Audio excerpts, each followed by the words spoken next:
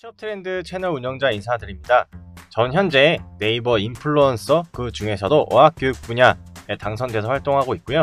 왼쪽 그림에서 볼 수 있듯이 네이버에서 취업 트렌드를 검색하면 직접 찾아볼 수 있습니다. 저희 채널은 학점은행제, 자격증, 취업 3개의 주제를 묶어서 콘텐츠를 만들고 있습니다.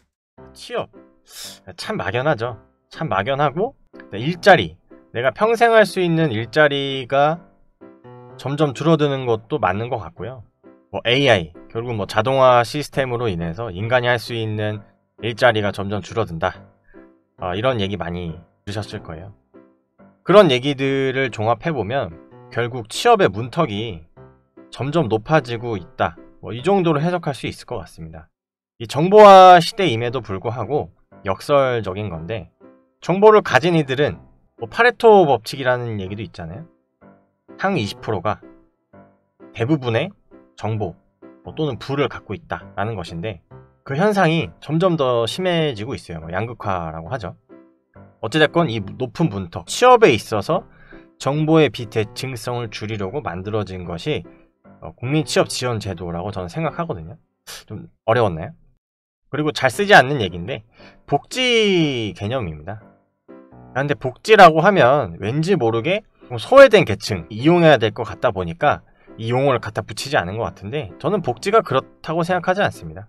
복지라는 건 여러 가지로 해석할 수 있는 거죠. 자, 아무튼 간에 이 국민취업지원제도는 경제 가능 활동 대상이라면 어지간하면 해당됩니다. 국민 누구나 이용할 수 있는 건 아니라는 거죠.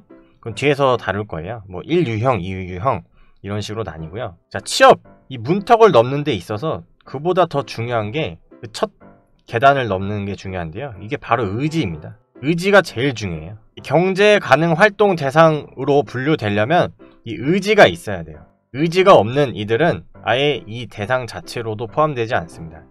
경제 시간에 배우셨을 거예요. 그러니까 취업을 하려면 일단 이 의지가 있어야 되고, 그 다음에 어느 정도 정보, 보통 취업이 잘 안 되는 이유는 정보를 어정쩡하게 알고 있어서 그래요. 이런 것도 어려운 용어로 역치라고 하는데, 이 역치가 점점 높아지고 있습니다. 제 나름대로 취업 관련해서 오랜 기간 지켜봐왔기 때문에 그 인사이트를 바탕으로 좀 쉽게 설명해 드리려 하는데요. 제가 이 취업지원제도 언제 처음 알았느냐, 국민 내일 배움 카드 때문이에요. 이거는 많은 분들이 알고 계실 거예요. 내일 배움 카드는 구직자, 재직자 사용 가능하죠. 직업훈련 받는데 사용할 수 있는 돈이죠.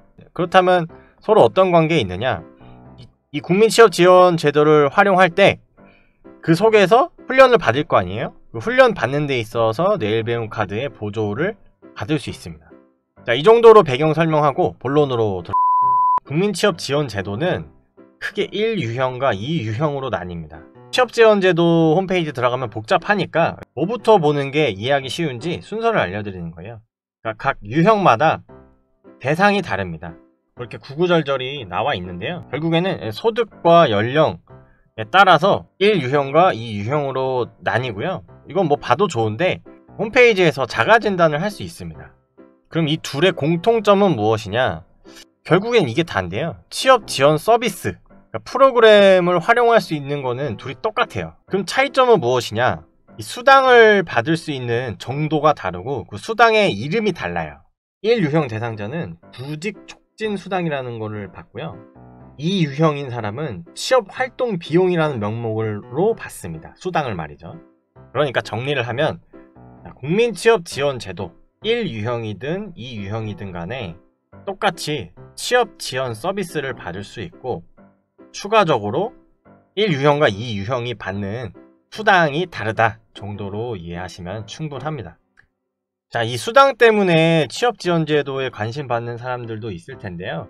그것도 여기 취업지원 서비스를 잘 이용해야 받을 수 있는 거거든요. 그럼 이거에 대해서 좀 상세히, 자, 여기가 국민취업지원제도, 네이버 같은 데 검색하면 바로 나옵니다. 바로 들어가서 보셔도 되는데, 앞서 소개한 배경 설명 없이 바로 들어가면 아마 이해하기 좀 어려우실 것 같아요. 그래서 취업지원 서비스가 무엇이냐 설명이 나와 있는데, 여러분들 신청하면 먼저 상담을 받게 돼 있어요. 무슨 상담을 하느냐, 이 사람이 구직 의사가 있는지, 의사가 있다면 그때부터 이 사람의 직무적성 검사 같은 걸 하게 되는 겁니다.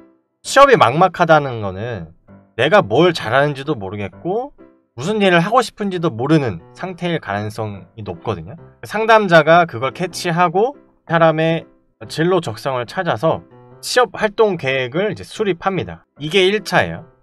지원하자마자 어떤 교육을 듣는 게 아닌 거죠.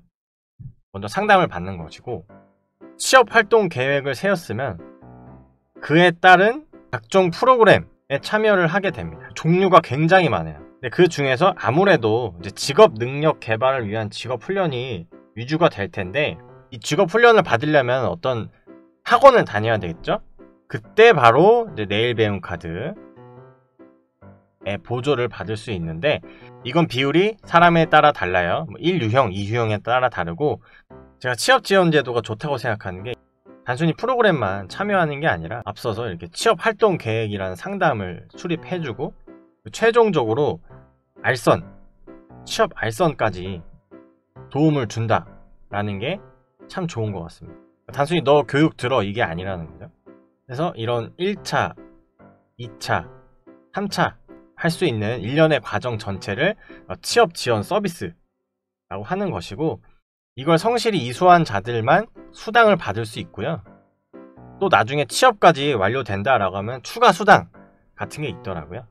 이런 거는 직접 상담하면서 알아보는 게 좋을 것 같습니다. 그래서 오늘 국민취업지원제도 마련한 내용은 여기까지고요. 이해하는 데 도움 되셨길 바라고, 한 분이라도 더 취업하는데 조금이라도 도움 되셨길 바랍니다.